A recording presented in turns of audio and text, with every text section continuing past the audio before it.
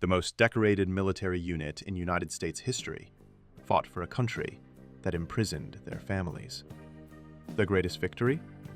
Climbing a mountain the enemy thought was impossible. This is the story the history books don't tell you about. December 7th, 1941. Pearl Harbor is attacked. Within months, over 120,000 Japanese Americans are ripped from their homes and thrown into internment camps. Not charged with any crime. Not given any trial. Just gone. Their businesses seized. Their property confiscated. Their freedom stripped away. And then, the US government did something unthinkable. They asked these same people to volunteer for military service.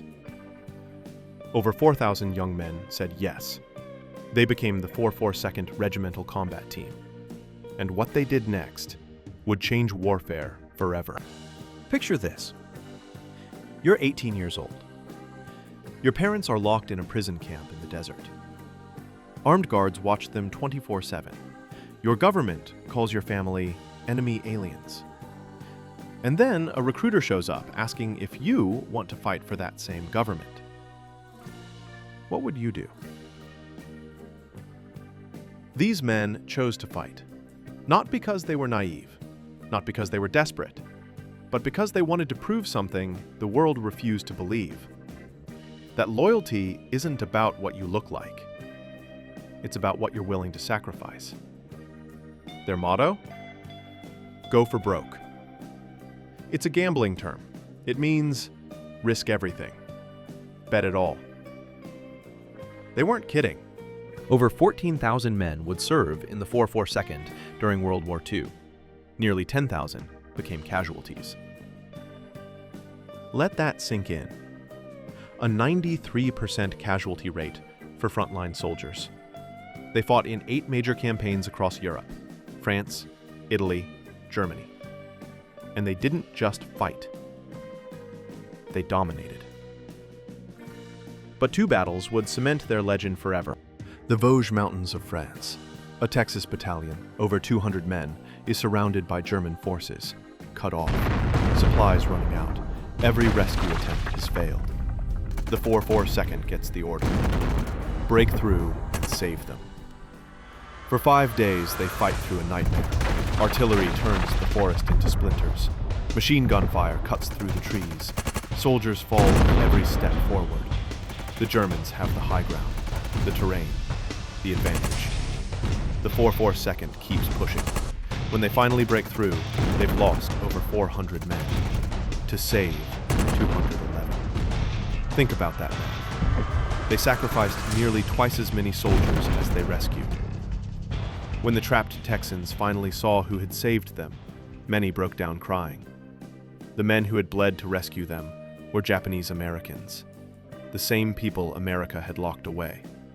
One rescued soldier later said, "They didn't have to do that for us." But they did. But as incredible as that was, their next mission would be even more impossible. The Gothic Line, northern Italy. For 6 months, the Allies had been stuck.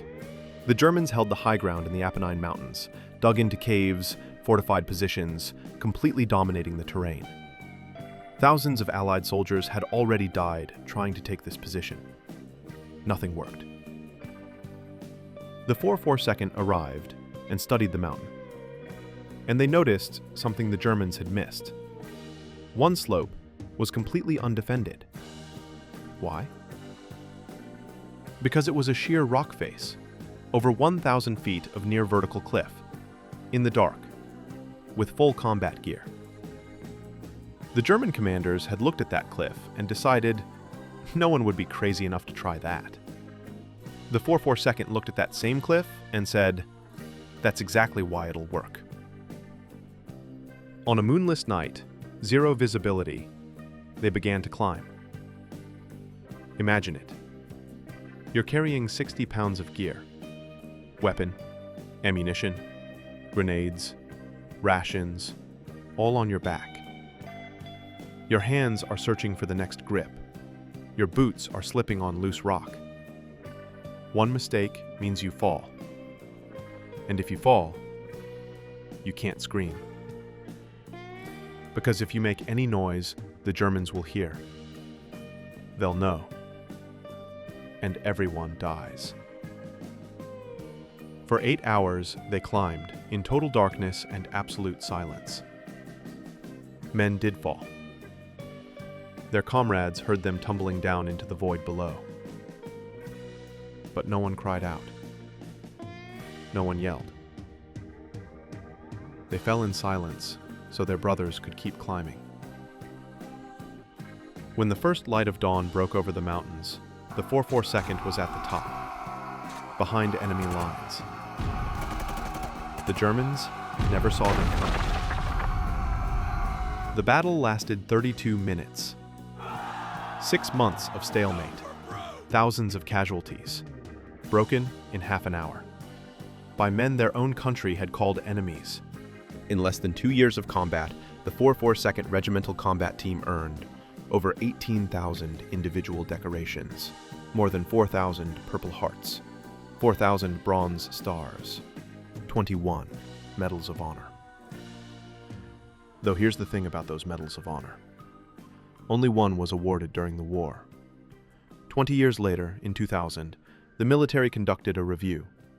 They discovered that discrimination had prevented proper recognition during the war years. 20 more Medals of Honor were awarded. 56 years late. In 2011, the entire regiment received the Congressional Gold Medal, the highest civilian honor in America. President Obama said, "They risked their lives for the freedoms we enjoy today." The most decorated regiment in United States military history was made up of men from families imprisoned by their own government. They bled for a country that questioned their loyalty. They died for a flag that didn't fully protect them. And they did it with more courage, more honor, and more heart than anyone thought possible. Maybe that's why this story isn't taught in schools. Because it's uncomfortable. It forces us to confront an ugly truth. America imprisoned innocent families, and those families' sons became our greatest heroes. But that discomfort, that's exactly why this story needs to be told. Because these men didn't fight for a perfect country. They fought for the country America could become. Go for broke. They did. And they proved that heroism has nothing to do with where you're from, only what you're willing to sacrifice for others. Go for broke! That's the end of this video. Would you like to see more of it? I hope so. Let me know in the comments.